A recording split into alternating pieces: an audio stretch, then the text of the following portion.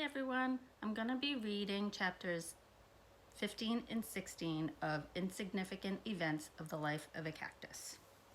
Hey, I said, walking up to Connor a couple of days later at his locker. He turned around to face me. Hey, how's spaghetti? Better. I had spent as much time with him as I could, trying to motivate him to get well and eat his hay, even offering it to him with my feet. I also made sure he ate his llama ration. My efforts seemed to be working. That's good, Connor said. Do you know why he's named Spaghetti? Seems like a weird name for a llama.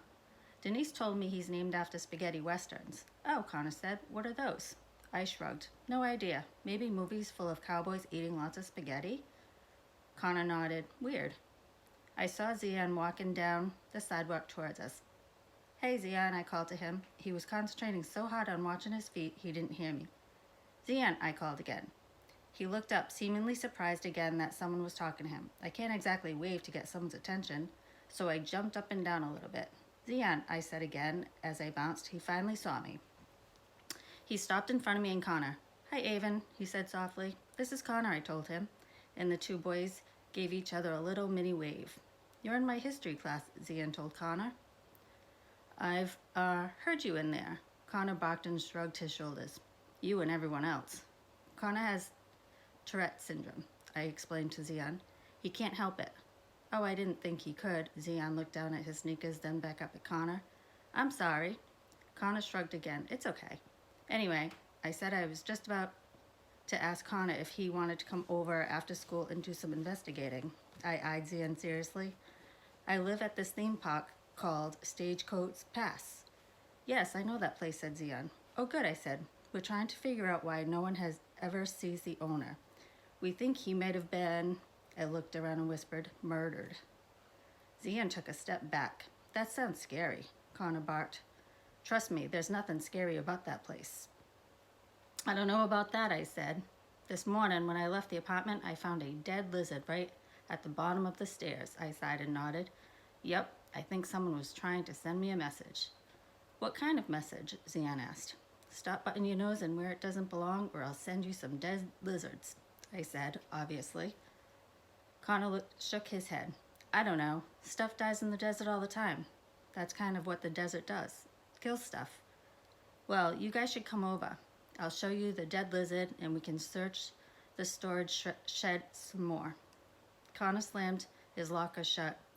I can't. My mom needs me to wait at home for the maintenance guy. For some reason, our hot water won't work. Oh, that stinks, I said. I can't either, said Zian. I'm not sure I want to get involved with murders and dead lizards and stuff. I don't know if my parents would like it. It's only one murder and one dead lizard. I rolled my eyes and tapped my foot. How about tomorrow? It's Saturday. Yeah, Connor said. I can come over early. We both looked at Zian. Okay, but if anyone sends you any more dead animals, I'm out. Great, I said. I can't wait for tomorrow.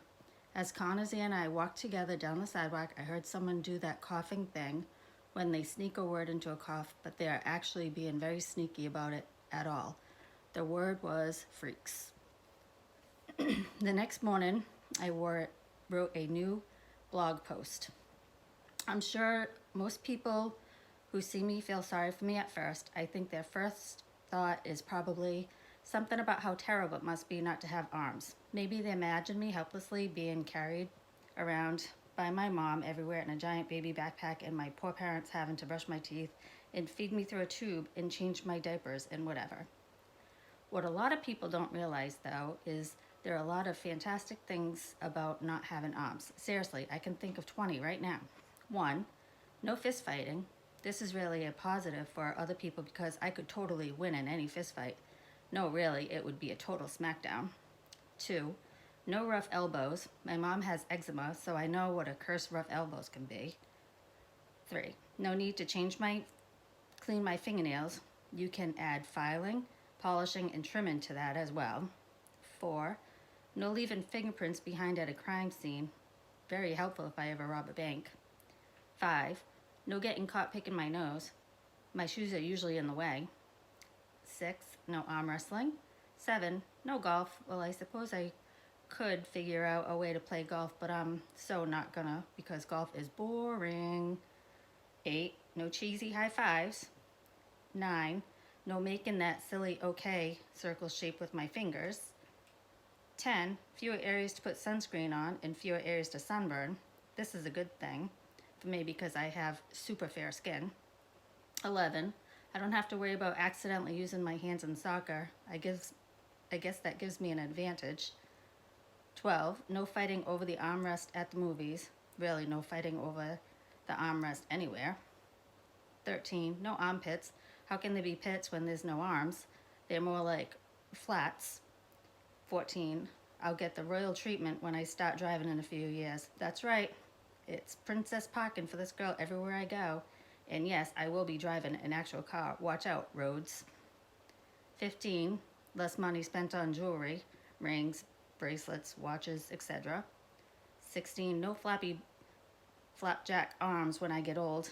My great-grandmother has those. Hopefully she's not reading this. 17. No push-ups.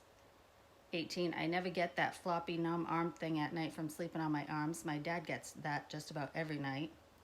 19. No one's ever challenged me to a thumb war, which is good because I don't like war. 20. Pranks at work. One day I'll pull a fantastic prank like pretending my arms get torn off in an elevator door or something. I look forward to that. I stared at the screen. Who exactly was I trying to convince? The person who called me a freak yesterday or myself? I hit publish and browsed through some of my previous posts. I noticed that Emily had commented on a lot of them, mostly short remarks like LOL or miss you girl. Someone else had commented that I was in their art class at school, though they didn't say who they were. A couple of other people wrote that I made them laugh. That was nice. I was responding to one of Emily's comments when I heard a knock at the door. I let Connor in. We played video games while we waited for Zian to show. When we heard another knock, I jumped up and opened the door. Zian stood there, looking all shy as usual with his mom. She had the biggest smile I ever seen. I just wanted to meet these new friends of Zian, she said. She looked like she might explode from happiness. I guess from her expression, she didn't meet a lot of his friends. I remembered what Zian had said about his parents being huge geeks as I took in her Wolverine tank top and purple skirt. I thought she looked pretty cool. Hi, I resisted the urge to stare at my own feet like Zian. I'm Avon. I turned and looked at Connor. That's Connor. Connor barked as he continued playing a game, totally ignoring us. I'm Zian's mom, she said. She wore a sparkly purple headband in her curly black hair. I wanted one of those sparkly purple headbands in the matching purple skirt. She looked at me with eyes that were the same exact deep brown as Zian's. What game are you guys playing, she said. Just Mario Kart, I said. She glanced from Connor to me and back. Again, for one terrifying moment, I thought she was going to ask if she could play with us. Instead, she looked down at Zian.